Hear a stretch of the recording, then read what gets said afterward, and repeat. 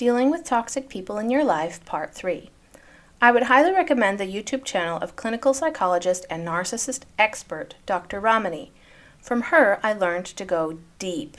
And deep means when dealing with a narcissist, don't defend, don't engage, don't explain, and don't personalize. First, don't defend. You don't need to tell a narcissist how you're right. They already know that. They're just provoking you. Second, don't engage. When they mention something from the past, it's really easy to directly engage in that topic, but it's provoking and exactly what the narcissist wants.